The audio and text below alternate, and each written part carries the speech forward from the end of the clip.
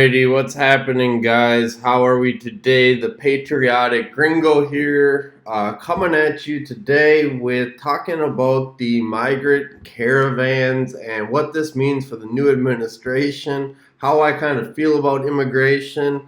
I'm a pretty staunch Republican when it comes to immigration. I have no problem with immigration, but I do feel like we need to do it legally. Otherwise, what the heck is the point? Especially in the days of a pandemic, especially in the days of just a mass world where things are moving so quick and we don't know, who's coming in and who's coming out of the country anymore.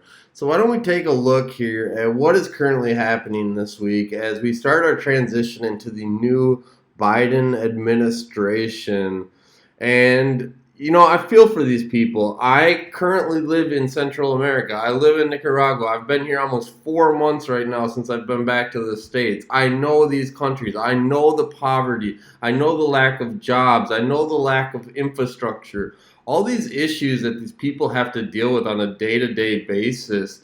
However, there are countries down here, whether it's Costa Rica, whether it's Panama, what's starting to happen to El Salvador under the Trump administration and their connections of kind of helping these countries build up their own infrastructure in return for them keeping them within the borders, at least legally keeping them in. And I feel for these people. I know it. I have friends and family who are extremely poor, and it hurts. It really hurts. However, what's happening here as we kind of look here at this migrant caravan that's moving from Honduras into the Guatemalan border is you have a country, and I spent a lot of time last month in Honduras, especially where this started off in San Pedro Sula is actually where I came into, and they're hurting. I mean, they are in strict COVID lockdowns. The restaurants were closed, the businesses were closed, the hotels are closed, and this is in a country that, get me, already doesn't have anything to spare.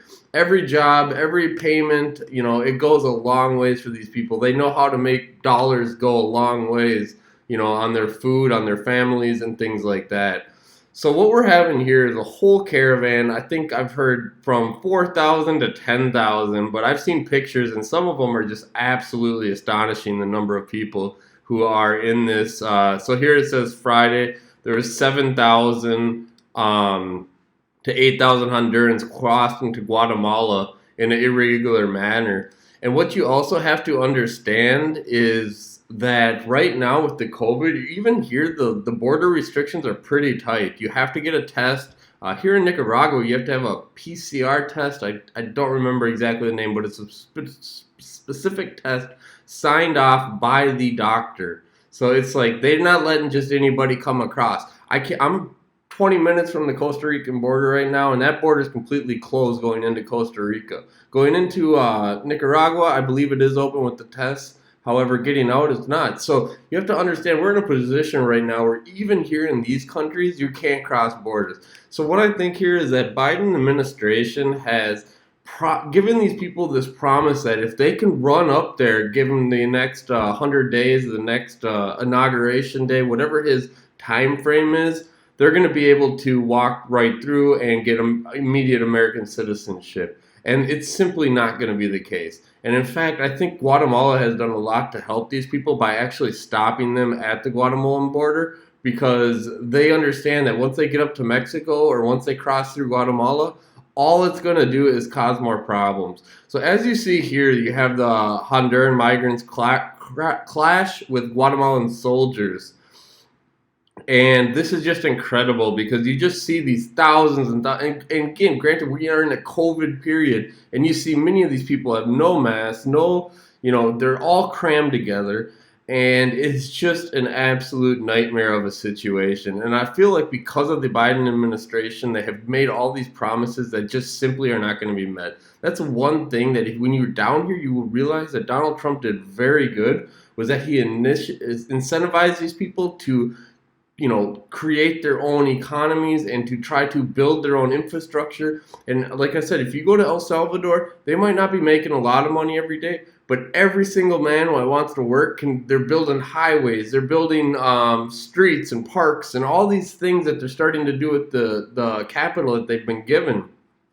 So almost everybody can get a job if you want a job. Now here in Nicaragua, the political system's a little bit different. I think it's a little bit tougher here. Honduras also, it's a little bit different with the crime and the gangs and the cartels and stuff that run some of these parts of the countries. However, for the average Central American, this is not a good situation. This isn't good for any of the countries here. So I feel for these people. I understand what they're trying to do and what their ultimate goal is with movements like these. However, it's just going to end in vain. And I feel like, the Democrats and the Obama administration are just making a lot of false promises to these people. And even once they get into the United States, you have to understand there are a lot of Americans out of work right now. A lot of people who cannot go, their jobs have been closed for a year and they're struggling financially themselves, and the cost of living in the United States is far more. So all of this coming together is really unnecessary. It didn't need to happen. We were making progress in the right direction under the Trump administration and under the controlling the borders and even the border wall up in Mexico, which even the Mexican president has been very understanding and gets that. And I would say a lot of the presidents down here understand that they don't want their people leaving. At the end of the day, they love their own country. Like it's like anywhere. You don't want your people to leave. I think El Salvador, before the current president, said almost 1 out of 3 of their citizens are outside of the country, mostly within the United States borders.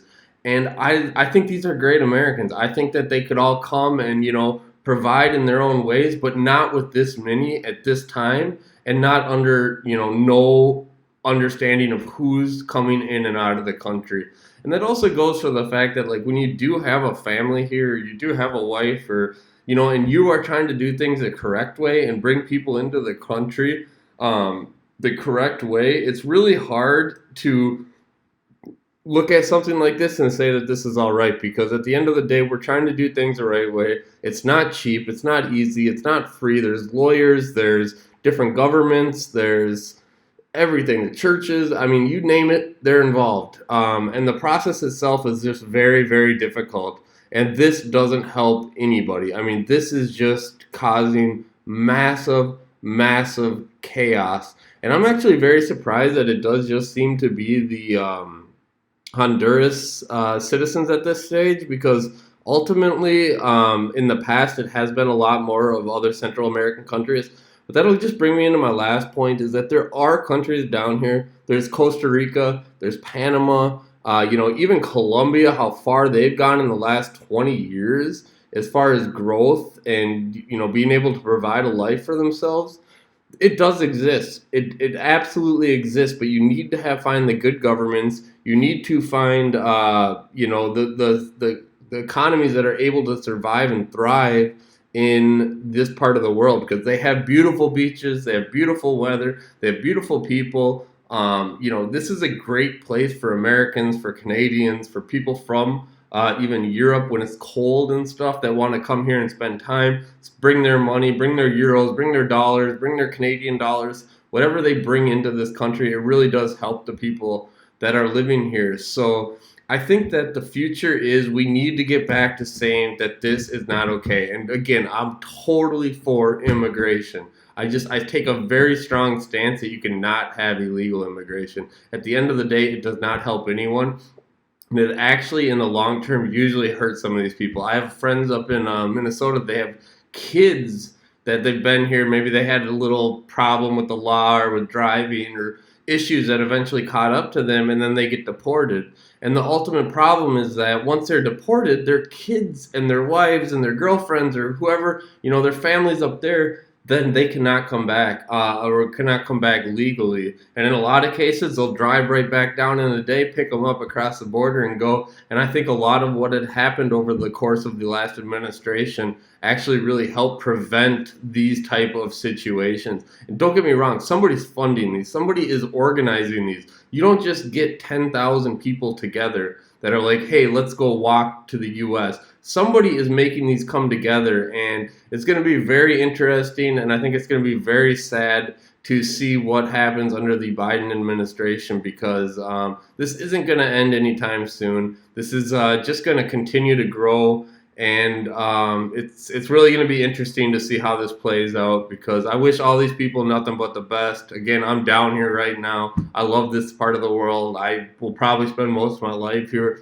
but I want to continue to invest in this country and help these type of people in a way that really helps them, and not just send them on these lost missions. And I give the Guatemalan government a lot of credit for their ability to prevent, a lot of this, because what's going to happen is they're going to go, another country or all the way through Mexico and end up just stuck there. Because I know no matter what the Democrats say or what the Bidens say, he can't take care of this. He can't feed all these people. He can't vaccinate all these people. He can't provide them beds and shelters and jobs. I mean, again, the American people right now are hurting as it is. There's a lot of lack of jobs. There's a lot of lack of people that are financially stable, and something like this doesn't help anyone. So that's kind of my 2 cents on the current migration. Let's see how it plays out over the next week. Tomorrow will be the Biden administration, and let's all just hope the best for these people, but understand that at the end of the day, this is not going to help anybody, and it's just going to backfire. And we'll keep an eye out, and I'll keep you updated on what goes on from here. But you guys take care. Patriotic Gringo signing out. Catch me in the next one. Peace.